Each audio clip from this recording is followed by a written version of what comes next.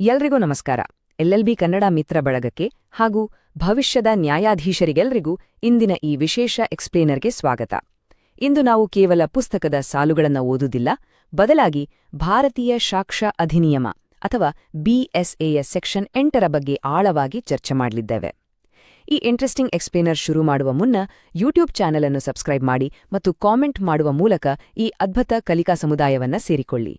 ಒಂದು ಕುತೂಹಲಕಾರಿ ಪ್ರಶ್ನೆಯಿಂದನೇ ಶುರು ಮಾಡೋಣ. ಸ್ಪರ್ಧಾತ್ಮಕ ಪರೀಕ್ಷೆಗಳಲ್ಲಿ ಪದೇ ಪದೇ ಬರೋ ಪ್ರಶ್ನೆ ಇದು.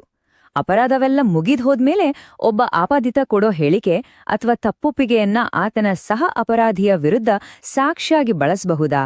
ಕೋರ್ಟ್ ಇದನ್ನ ಹೇಗೆ ನೋಡುತ್ತೆ ಅನ್ನೋ ರಹಸ್ಯನ ಇವತ್ತು ಬಿಡಿಸೋಣ ಬನ್ನಿ. ಸರಿ, ಇವತ್ತಿನ ನಮ್ಮ ಚರ್ಚೆಯ ಅಜೆಂಡಾ ಇಲ್ಲಿದೆ ನೋಡಿ. ಪರೀಕ್ಷಾ ಕಾರ್ಯತಂತ್ರ, ಸೆಕ್ಷನ್ 61(1) ಮತ್ತು ಸೆಕ್ಷನ್ 8 ನಡುವಿನ ವ್ಯತ್ಯಾಸ, ಪಿತೂರಿಯ ಟೈಮ್ಲೈನ್, ಸಾಕ್ಷ್ಯ ಸ್ವೀಕಾರಾರ್ಹತೆಯ ಹಂತಗಳು ಮತ್ತೆ ಕೊನೆಯಲ್ಲಿ ಕೆಲವು ಪ್ರಮುಖ ಸುಪ್ರೀಂ ಕೋರ್ಟ್ ತೀರ್ಪುಗಳು. ಎಕ್ಸಾಮ್ ನೋಟ್ಸ್ ಮಾಡ್ಕೊಳ್ಳಕ್ಕೆ ಇದು ಪಕ್ಕಾ ಗೈಡ್ ಆಗುತ್ತೆ. ಮೊದಲನೇ ವಿಭಾಗ, ಪರೀಕ್ಷಾ ತಂತ್ರ.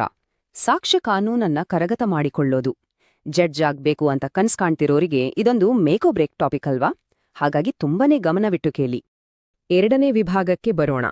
ಸೆಕ್ಷನ್ 61(1) ಮತ್ತು ಸೆಕ್ಷನ್ 8ರ ನಡುವಿನ ವ್ಯತ್ಯಾಸ, ಅಂದ್ರೆ ಮೂಲ ಕಾನೂನು ಮತ್ತು ಸಾಕ್ಷ್ಯ ಕಾನೂನಿನ ನಡುವಿನ ಫೈಟ್. ನೋಡಿ, BSIS ಸೆಕ್ಷನ್ 61(1) ಏನಿದೆ ಅದು ಪಿತೂರಿ ಅನ್ನೋ ಅಪರಾಧವನ್ನೇ ಡಿಫೈನ್ ಮಾಡುತ್ತೆ. ಅಂದ್ರೆ ಇಬ್ರು ಅಥವಾ ಅದಕ್ಕಿಂತ ಹೆಚ್ಚು ಜನ ಸೇರಿ ಒಂದು ಕ್ರೈಮ್ ಮಾಡೋಕೆ ಪ್ಲಾನ್ ಮಾಡ್ತಾರಲ್ಲ, ಅದೇ ಪಿತೂರಿ. ಆದ್ರೆ ಸೆಕ್ಷನ್ 8 ಇದೆಯಲ್ಲ, ಇದು ಕೇವಲ ಒಂದು ಸಾಕ್ಷ್ಯದ ನಿಯಮ ಅಷ್ಟೇ. ಅಂದ್ರೆ ಆ ಅಪರಾಧನ ಪ್ರೂವ್ ಮಾಡೋಕೆ ಒಬ್ಬನ ಮಾತನ್ನ ಇನ್ನೊಬ್ಬನ ವಿರುದ್ಧ ಹೇಗೆ ಬಳಸ್ಬೋದು ಅಂತ ಮಾತ್ರ ಇದಿಲೇಳುತ್ತೆ. ಸಿಂಪಲ್ ಅಲ್ವಾ? ಇಲ್ಲಿ ಒಂದು ಇಂಟ್ರೆಸ್ಟಿಂಗ್ ಕಾನ್ಸೆಪ್ಟ್ ಇದೆ, ಅದೇ ಥಿಯರಿ ಆಫ್ ಇಂಪ್ಲೈಡ್ ಏಜೆನ್ಸಿ. ಸಾಮಾನ್ಯವಾಗಿ ಈ ಕ್ರಿಮಿನಲ್ ಪ್ಲಾನ್ಗಳೆಲ್ಲ ತುಂಬಾ ಸೀಕ್ರೆಟ್ ಆಗಿ ನಡೆಯುತ್ತೆ. ಅದಕ್ಕೆ ಕಾನೂನು ಏನ್ ಮಾಡುತ್ತೆ ಅಂದ್ರೆ ಆ ಗುಂಪಿನಲ್ಲಿರೋ ಪ್ರತಿಯೊಬ್ಬನನ್ನು ಉಳಿದವರ ಏಜೆಂಟ್ ಅಂತಾನೆ ಪರಿಗಣಿಸುತ್ತೆ. ಅಂದ್ರೆ ಗುರಿ ತಲುಪೋಕೆ ಒಬ್ಬ ಮಾಡೋ ಕೆಲ್ಸನ ಗುಂಪಿನ ಎಲ್ಲರ ಪರವಾಗಿ ಮಾಡಿನೋ ಕೆಲ್ಸ ಅಂತಾನೆ ಕೋರ್ಟ್ ತೀರ್ಮಾನ ಮಾಡುತ್ತೆ. ಇನ್ನೊಂದು ಮುಖ್ಯವಾದ ವಿಷಯ, 2023ರ ಹೊಸ ಭಾರತೀಯ ಸಾಕ್ಷಿ ಅಧಿನಿಯಮ ಹಳೆಯ 1872ರ ಇಂಡಿಯನ್ ಎವಿಡೆನ್ಸ್ ಆಕ್ಟ್ ಅನ್ನ ರಿಪ್ಲೇಸ್ ಮಾಡಿದೆ ಅಂತ ನಮಗೆಲ್ಲ ಗೊತ್ತೇ ಇದೆ.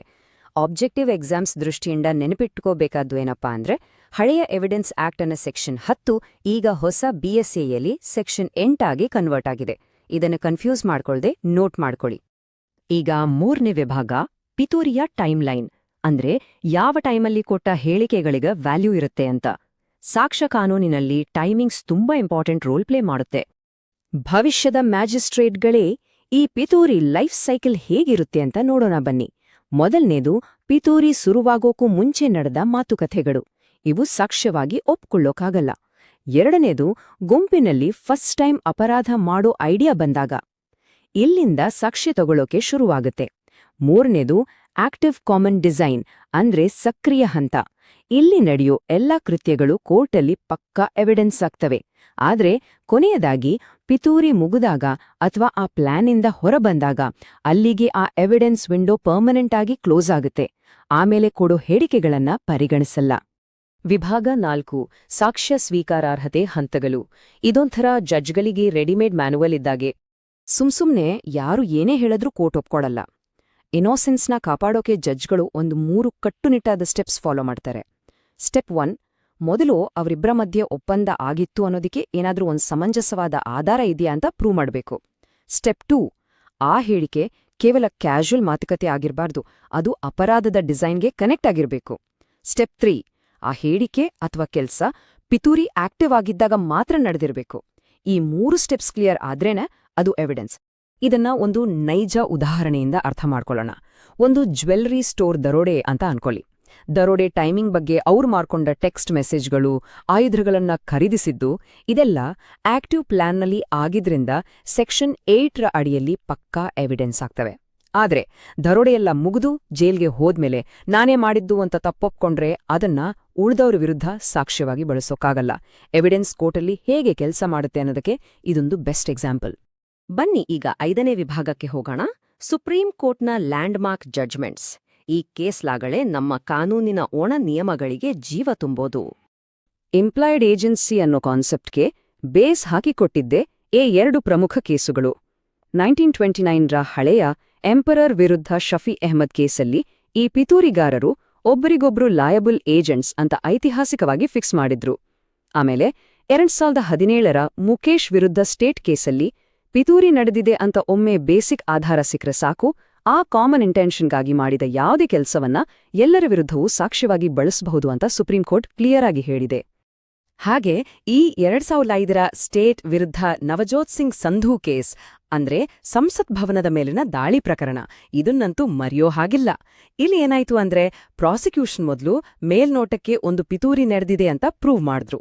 ಆಮೇಲೆ ಆ ಸಹ ಪಿತೂರಿಗಾರರ ಮಧ್ಯೆ ನಡೆದ ಪ್ರತಿಯೊಂದು ಕಮ್ಯುನಿಕೇಷನ್ ಕೂಡ ಕೋರ್ಟಲ್ಲಿ ಸ್ಟ್ರಾಂಗ್ ಎವಿಡೆನ್ಸ್ ಆಗಿ ಕನ್ವರ್ಟ್ ಆಯಿತು. ಇದು ಈ ಕೇಸಿನ ಹೈಲೈಟ್.